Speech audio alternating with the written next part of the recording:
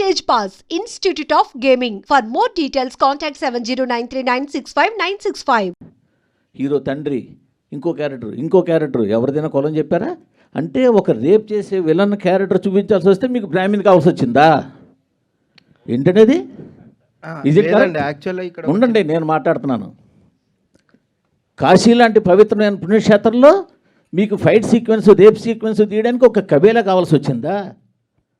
కాశీ లాంటి ఒక పుణ్యక్షేత్రంలో ఒక పంతులు ఒక ముస్లిము కలిపి రేపు సీన్కి అసిస్ట్ చేసినట్టు తీయాల్సి వచ్చిందా? ఏంటండి మైండ్ సెట్? ఏమి ఓ కాపు కమ్మ రెడ్డి బ్రాహ్మణ్ చెప్పలేపారా హీరోని? లేదు ఇంకోటి చెప్పలేపారా? యాక్చువల్గా క్యారెక్టర్ పేరు పోనీటేల్ గాయ్ అని ఉంటుంది sir, but I don't know who has given that name. అది తప్పుగా ఇచ్చారు. అక్కడ ప్రొజెక్ట్ చేయడం కూడా అలాగే ప్రొజెక్ట్ చేశారు కదా సార్. క్యారెక్టర్ పేరు హారతికి రావాలి, హారతి టైం అవుతుంది అని చెప్పి. అంటే నేనేమంటే మీరు ఇప్పుడు ఒక పర్సన్ టార్గెట్ చేయాలనుకున్నప్పుడు చేస్తే చేయండి, అది మీ ఇష్టమే, కాదనంటల్లా. నేను ఇది ఎక్కడైనా ఒక ఇండికేషన్ ఇచ్చారా? ఒక ఇంటి పేరు చెప్పారా? అయ్యో హీరో ఇప్పుడు ఆయన పేరు హనురెడ్డి, బట్ సినిమాలో అయితే రెడ్డి కాదు కదా. చెప్పడంలో మేబీ ఆయన రైటరు, ఆయన ఇంగ్లీష్ కాదు కదా. ఆవిడ శుద్ధేజ్ ప్రపంచంలో దేనికైనా ఉండొచ్చు. కరెక్టే సార్. అక్కడ వాళ్ళకి ఇవ్వడం అంటే తప్పుగా ఇచ్చారేమో. మీరు కాశీలాంటి పుణ్యక్షేత్రంలో తీస్తున్నారా? అక్కడ కబేళ పెట్టి కబేళలో రేప్ సీన్, ఫైట్ సీన్ పెడతారా? అక్కడ యాక్చువల్గా sir where are lot of people are there sir అక్కడ. What we have studied sir. ఇంక మీరు ఎన్ని చెప్పినా అది ఎక్స్క్యూజ్ కాదండి. ఈవెన్ డైరెక్టర్ వస్తే, నేను యాక్చువల్గా డైరెక్టర్ని ఇది అడగడానికి కోసం వచ్చాను. ఓకే కాదండి, అదే ఏంటది ఇదే తీయండి, ఇంకొక క్యారెక్టర్, ఇంకో క్యాస్ట్ పెట్టి అప్పుడు తెలిసి ఉండేది. సార్ మూర్తి గారు 1 సెకండ్. మా డైరెక్టర్ రైటర్ కాబట్టి ఆయనకి ప్రతిదానికి ఒక బలమైన కారణం ఉంటుందండి. దయచేసి మీరు నిజంగా ఆయన అడిగితేనే బెటర్ అండి. అంటే మీకు లైవ్ అందరూ చూస్తున్నారు, అందరిలోకి వెళ్తుంది, ఆయన చూస్తాడు, ఆయన కారణం ఏం చెప్పి ఉండొచ్చు, వేరే సంగతి. బట్ నేనైతే చెప్తున్నాను సార్, 2 అబ్జెక్షన్స్. ఒకటి, సరే ఓకే, కాశీలో పురోహితుడినే చూపించాడు, ఆయన ఇష్టం చూపించుకోమన్నాడు. కాశీలో పుణ్యక్షేత్రం అండి, ఆ పుణ్యక్షేత్రంలో ఒక కబేళా చూపించి, అంత భారీ కబేళా పెట్టి, ఆ కబేళాలో ఒక ముస్లింలు పెట్టి వాళ్ళు ఏమో ఈ పంతులు సపోర్ట్ చేసినట్టు. ఏంటండి ఏం చెప్పదలుచుకున్నారు ఇండైరెక్ట్గా మీరు? ఏమి అంతవరకు చెప్పాల్సిన సినిమా మొత్తం మీరు అంత చేశారుగా. క్లాసిక్గా గీతాంజలి క్యాసెట్ పెట్టావు, హెడ్ ఫోన్స్ పెట్టావు, దాన్ని నేను ఒక క్లాసిక్ సినిమా ప్రొజెక్ట్ చేయబోతున్నానని ఇండికేషన్లు ఎన్నో ఇచ్చారు కదా. వాటి గురించి నేనేం అనలేదే. సో ఇప్పుడు ఆయన ఫోటోగ్రఫీ అద్భుతంగా తీశారే, నేను కాదనలేదే. బ్యాక్గ్రౌండ్ స్కోర్ ఎక్సలెంట్ చేశారే, బాగుందనలేదే. అది కరెక్ట్ కాదు, అది నేను చెప్పేది.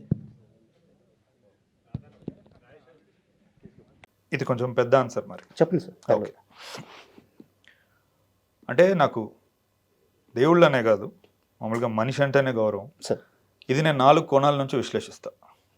Very important. మొదటిది సీన్ ఎక్స్ప్లెయిన్ చేస్తాను, తద్వారా ఏంటంటే బెటర్గా అర్థమవుతుంది చాలామందికి. రెండవది ఒక కమ్యూనిటీని ఒక పేరు తీసి, ఇప్పుడు బ్రాహ్మణులకి ఉన్న రేప్కి కనెక్షన్ ఏంటి, ఒక బ్రాహ్మణుడితో మీరు రేప్ లాంటిది చేయిస్తారా, అత్యాచారం మీద పంపిస్తారా అన్నారు, అది ఆన్సర్ చేస్తాను. మూడోది కాశీ లాంటి పరమ పవిత్రమైన చోట రేపులు ఏంటి అని అడిగారు. 4వది కాశీ లాంటి, మళ్ళీ అదే కాశీ లాంటి పరమ పవిత్రమైన చోట మాంసం ఏంటి, మీ సినిమా కోసం మీరు కబేలాలు పెడతారా అని అడిగారు. ఈ 4 కోణాలు నేను ఇప్పుడు స్పృశించి మాట్లాడతా, అందుకే it's going to be a very long answer. First thing, మీరు సీన్ని చూసుకుంటే ఆ సీన్ యొక్క డైనామిక్స్, అందులో నాకు ఒక భక్తుడు కావాలి. ఎందుకంటే సీన్ భక్తి చుట్టూ రిలేట్ అయి ఉంది. నువ్వు ఇప్పుడు ఒక దుర్గామాత విగ్రహాన్ని కానీ ఇంట్లో పూజ జరుగుతుంటే తిరిగి ఆ సీన్ కనెక్షన్లో వాళ్ళ భార్య అతనికి కాల్ చేసి, ఆర్తి అయిపోయింది, మీరు ఎక్కడున్నారు దర్శనం కోసం అని అడుగుతారు. అడగడం వల్ల మనకి ఇప్పుడు సీన్ ఓపెనింగ్ నుంచే భక్తులు కావాలి మనకి, భార్యాభర్తలు ఇద్దరు. ఓకే, అండ్ భక్తి అనేది ఏ ఒక్కరి సొత్తు కాదు, ఏ ఒక్క కులం యొక్క సొత్తు కాదు. సాయంత్రం ఎవరైనా సరే ఇంట్లో దీపం ముట్టించి ఆరాధన అనేది ప్రతి ఒక్కరు చేస్తారు. అండ్ కాశీ లాంటి చోట ప్రతి ఒక్కడి నుదుట మీద బొట్టు ఉంటుంది, పడవ నడిపేవాడి దగ్గర నుంచి అరటిపళ్ళు అమ్మేవాడి వరకు. నేను కాశీకి 2 సార్లు వెళ్ళాను, వెళ్ళిన ప్రతిసారి నేను 10 రోజులు ఉన్నాను. సో ఇంకోటి, రుద్రాక్షలు అనేది చాలా సహజం అక్కడ వేసుకోవడం. సో ఇప్పుడు నేను క్యారెక్టర్ని అలా డిజైన్ చేసుకున్నాను. ఇది నేనే ఒక కమ్యూనిటీని భంగపరచడానికో వాళ్ళ మీద ఇది కానే కాదు. నాకు భక్తుడు కావాలి. అండ్ కంటికి భక్తుడు ఎలా కనపడతాడు? ఒక విగ్రహానికి పూజ చేయడం, బొట్టు పెట్టుకోవడం, ఏదో ఒక మాల వేసుకుంటే వాడికి భక్తి ఉందని నువ్వు నమ్ముతావు. అలా నేను క్రియేట్ చేశాను. ఇంకోటి ఇప్పుడు అసలు నేను ఫస్ట్ బ్రాహ్మణులను తక్కువ చేసి చూపించా అనడానికి ఆధారం లేదు అక్కడ. ఎందుకంటే ఆ అమ్మాయి అతని గొంతు పట్టుకుని ఏమంటుంది, అందరూ మగాళ్ళు ఒకలా ఉండరని నమ్మి నీతో వచ్చానంట తప్ప అందరూ బ్రాహ్మణులు ఒకలా ఉండరని నమ్మి నీతో వచ్చాను అమ్మాయి అనదు. సో ఇప్పుడు అక్కడ సీన్ ని మనం కొంచెం ఏమాత్రం కొంచెం మతి స్థిమితం సరిగ్గా ఉన్న వాళ్ళకి చూస్తే ఎటువంటి మనోభావం దెబ్బతినకుండా చాలా క్లియర్గా అర్థమవుతుంది అతను ఏం చెప్తున్నాడు అనేది. ఓకే, ఇంకోటి సనాతన ధర్మం గురించి క్వశ్చన్ వేస్తే ఒక ఆడపిల్లని దుర్గామాతతో పోల్చి ఒక అమ్మవారి స్థాయికి నేను తీసుకొద్దాం అనుకొని రాసిన సీన్ అది.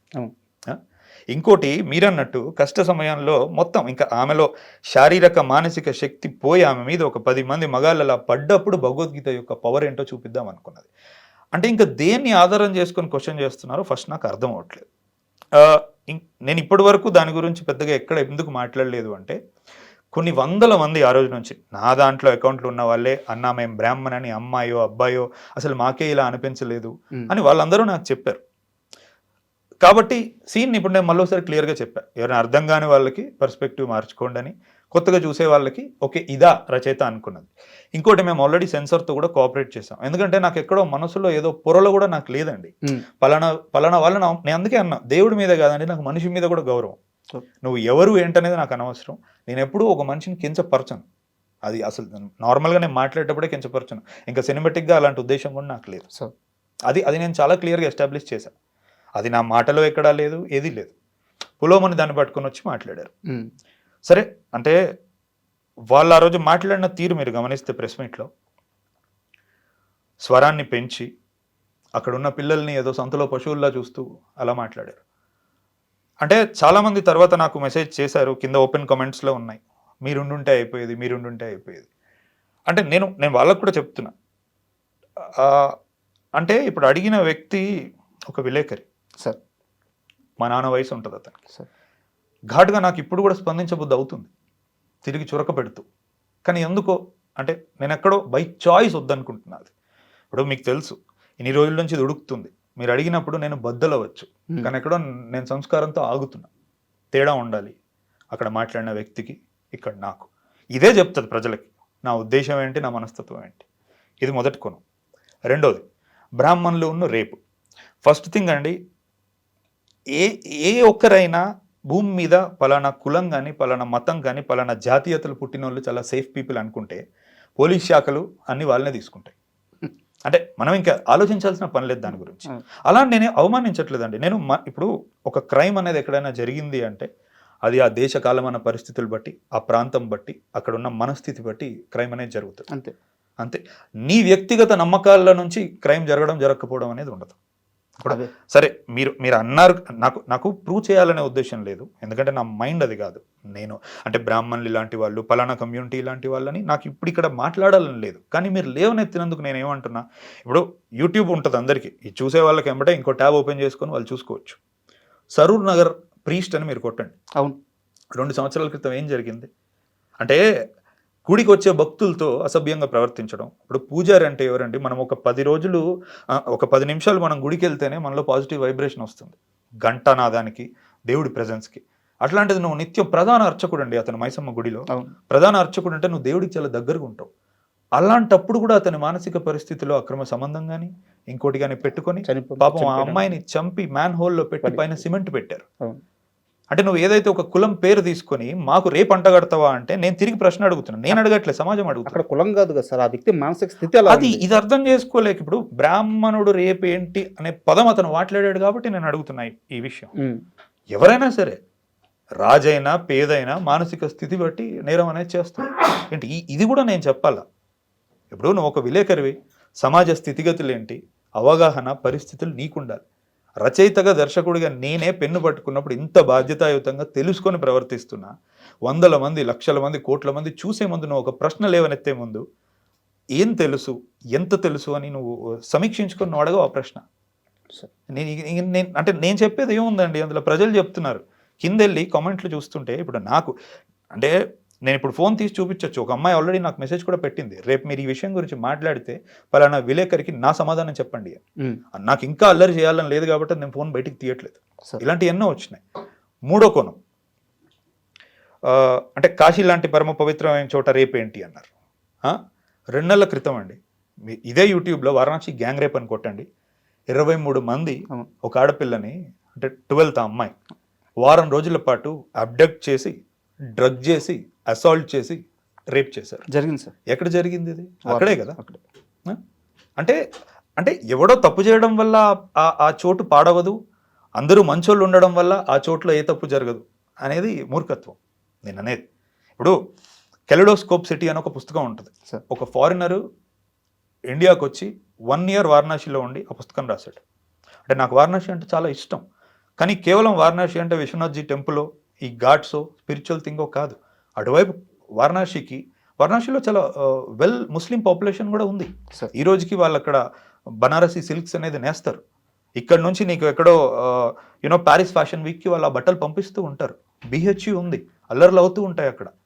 అంటే కాశీకి చాలా ఉన్నాయి, మల్టీ డైమెన్షనల్ ప్లేస్ అది. నువ్వు ఏం తెలియకుండా ఒక 3 రోజులు 4 రోజులు నువ్వు కేవలం ఒక భక్తుడిలా వెళ్ళిపోయి వచ్చి అంతే దాన్ని ఆపాదించుకోకూడదు కదా. ఇప్పుడు అంతమంది ముస్లిమ్స్ ఉన్నారు, వాళ్ళు మీట్ తినాలనుకుంటే గాల్లో నుంచి వస్తుందా మీటు? అక్కడేగా కొట్టేది. కాశీలో స్లాటర్ హౌస్ ఏంటంటే, సరే అదే గూగుల్లో ఓపెన్ చేసుకుని స్లాటర్ హౌసెస్ ఇన్ కాశీ అని టైప్ చేయండి. 2017 వరకు యోగి ఆదిత్యనాథ్ గారు సీఎం అయిన తర్వాత ఇల్లీగల్ స్లాటర్ హౌసెస్ ఏమన్నా ఉంటాయో వాటన్నిటిని బంద్ చేసి పబ్లిక్ హెల్త్ సెంటర్స్ చేశారు.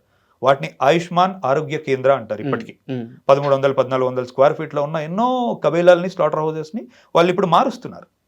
అంటే ఇది ఏమీ తెలియకుండా, ఇలాంటివి ఏమీ తెలియకుండా అక్కడ కూర్చొని ఒక గొంతు పెద్ద చేసుకొని మాట్లాడితే ప్రపంచానికి నీకేది తెలీదో తెలుస్తుంది.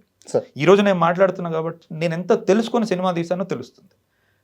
ఇది అంటే ఇప్పుడు విలేకరుగా మీకు ఒక బాధ్యత ఉండాలి. మాట్లాడేటప్పుడు మీరు ప్రజలకి మాకు ఒక వారధి. మీరు అడిగిన ప్రశ్న వల్ల మేము ఆలోచించగలగాలి, అంతే తప్ప మీ తెలియంతనం బయట పెట్టుకోకూడదు. మిడిమిడి జ్ఞానంతో మాట్లాడేసి అంటే ఏమనుకున్నారు, ఇలాంటి రోజు మళ్ళీ రాదనుకున్నారా? నేను సమాధానం చెప్పను అనుకున్నారా? ప్రతి అంశం గురించి క్షుణ్ణంగా నేను మాట్లాడగలుగుతా. గాలిలో నుంచి నేను లెక్కలు తీయను. మీరు ఏదడిగినా అందులో అది ఉద్దేశపూర్వకమైన రచన. నేను దాన్ని అప్రోచ్ అయిన విధానం. మీరు కబేలా అడిగితే నేను కబేలా చెప్పడం కాదు, మీరు గూగుల్ ఓపెన్ చేసుకొని చూసుకోండి అంటున్నా. ఈ రోజుల్లో ప్రతి ఒక్కరు చేసేది అదే. ఇప్పుడు కాశీలో రేప్ అన్నారు, దానికి సమాధానం చెప్పిన. బ్రాహ్మణుడు రేప్ అన్నారు, దానికి సమాధానం చెప్పిన. సినిమా ఆ సీన్ని ఎలా చూడాలని నేను అనుకున్నానో అది కూడా నేను చెప్పాను. ఇంకా ఇప్పుడు దాని గురించి మిగతాది నాకు తెలిసి నేను ఫుల్ సర్కిల్ కొట్టా సార్. అండ్ ఫస్ట్ ఆ సీన్ ఓపెన్ అయిన తర్వాత నేను ఇదివరకు సినిమా చూశాను సార్. తర్వాత మళ్ళీ ఈ ఇష్యూ అంతా జరిగిన తర్వాత నేను కూడా మైండ్ సెట్ అలాగ ఉన్నప్పుడు మాత్రమే ఇంకాస్త జాగ్రత్తగా చూద్దాం ఈ సీన్ అని చెప్పి మళ్ళీ చూశాను. నాకు అర్థమైంది ఏంటంటే, మీరు ఫస్ట్ అక్కడ ఆ పురోహితుడు ఎవరైతే భార్యతో పూజ చేస్తుంటారో తనకి దుర్గామాతకు పూజ చేస్తున్నట్టు ఫస్ట్ ఎస్టాబ్లిష్ చేశారు. సీన్ అంతా అయిపోయిన తర్వాత పూజకి టైం అవుతుంది రమ్మంటే, పూజ ఏంటి, నేను ఏకంగా దుర్గామాతనే చూసేశాను అది చెప్పడానికి ఖచ్చితంగా ఒక భక్తుడు కావాలి. అదే సో మీరు అనుకున్న సీన్ అది. బట్ అది ఇదంతా ఎలా అయిపోయింది? అదే అంటే ఇప్పుడు సెన్సార్ వాళ్ళు కూడా ఓపెన్గా యాక్చువల్లీ అతను పూజ చేసేటప్పుడు మంత్రం ఉంటుంది, సంధ్యాస్నాన జపశ్చైవ అని మంత్రం ఉంటుంది. సెన్సార్ వాళ్ళు ఫస్ట్ తీయమన్నప్పుడు నాకు అర్థం కాలేదు. ఎందుకు అని అడిగితే, ఎక్కడైనా రేపు కమ్యూనిటీ ఇష్యూస్ రావచ్చు అని అంటే, ఓ అవునా, నేనైతే అలా చూడలేదండి, సరే మీరు అలా అంటున్నారంటే కోఆపరేట్ చేస్తామని మంత్రం తీసేసాం. ఇంకోటి అతన్ని క్లోజ్ షాట్ చూపించినప్పుడు జంజమును రుద్రాక్షలు ఉంటాయి అని అన్నారు. అరే నాకు మళ్ళీ అర్థం కాలేదు, ఇదేంటిది, ఒక తప్పు చేయాలనుకున్నాడా వేసుకోవచ్చు కదా అని. అక్కడ కూడా నేను నిజమే అయి ఉండొచ్చు, ఎవరినో బాధ పెట్టాల్సిన అవసరం నాకు లేదని నేను అక్కడ కూడా లాంగ్ షాట్కే వెళ్ళాను, క్లోజ్ షాట్ లేకుండా. దాని తర్వాత వాళ్ళు నాకు సర్టిఫికేషన్ ఇచ్చారు, ముందుకు వెళ్ళిపోయాను. అంటే నా ఉద్దేశం అదే అయితే కనుక నేను ఎందుకు కోఆపరేట్ చేస్తానండి? ఇప్పుడు నేను లోపల ఎక్కడా అనుకోలేదు అలా, ఏ వ్యక్తిని, ఏ పలానా కమ్యూనిటీని నేను ఎప్పుడు అలా అనుకోలేదు. సరే ఇప్పుడు లోకో భిన్న రుచి అంటారు, ఒక్కొక్కడు ఒక్కొక్క దృక్పథంతో చూస్తూ ఉంటాడు. కానీ దృక్పథాన్ని మార్చుకోవచ్చు కదండి. దృక్పథం అంటే ఏంటి, ఇటుకలతో కట్టింది కాదు అది. ఒకటి ఇంత నేను చెప్పిన తర్వాత మార్చుకోవచ్చు కదా. అంటే నేనేదో ఒక గొడవ జరిగింది, ఆ గొడవ గురించి మిమ్మల్ని అడిగితే మీరు రియాక్ట్ అయితే నా దగ్గర అక్కడి నుంచి నాకు స్టఫ్ వస్తుంది, నేను ఆ ఉద్దేశంతో అడగలేదు సార్. వేరే డైరెక్టర్ అయి ఉంటే, నాకు తెలియకపోయి ఉంటే నేను నిజంగా ఈ ప్రస్తావన తీసేవాడిని కాదు. ఎందుకంటే మీరు మధురం సినిమాలో దేవేంద్రుడు అన్నారు, శివుడు గురించి రెఫరెన్స్ ఉంది, విష్ణువు గురించి రెఫరెన్స్ ఉంది, రాముడు సీత గురించి రెఫరెన్స్ ఉంది. ఇప్పుడు 8 వసంతాల సినిమాలో భగవద్గీత గురించి చెప్పారు.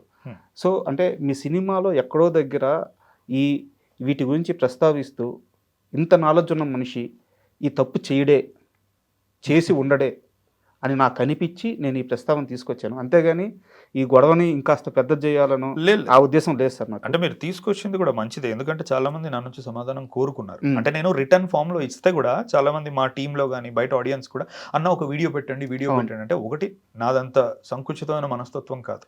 ఏదైనా జరిగిన వెంటనే ఇమీడియట్గా దానికి ఒక వీడియో పెట్టి రిపోర్ట్ చేసే అంత ఐ బిలీవ్ ఇన్ రైటింగ్. అంటే నీకు డిప్లొమసీ అనేది అట్లనే వర్కౌట్ అవుతుంది, రాతపూర్వకంగానే చాలా చెప్పొచ్చు. సరే ఇలాంటి ఒక రోజు వచ్చిన రోజు అది మీరు అడిగితే సమాధానం చెప్దాం అనుకున్నాను తప్ప నేను మీరు కూడా అంటే I should thank you for asking it. ఎందుకంటే ఇప్పుడు ఆబ్వియస్లీ ఇది అడగకుండా మనం ఇంటర్వ్యూ పెట్టామంటే కింద అందరూ అదే క్వశ్చన్ అడుగుతారు. అంటే మనం కళ్ళు మూసుకొని పాలు తాగుతూ ప్రపంచం చూడట్లేదు అనుకోవద్దు కదా.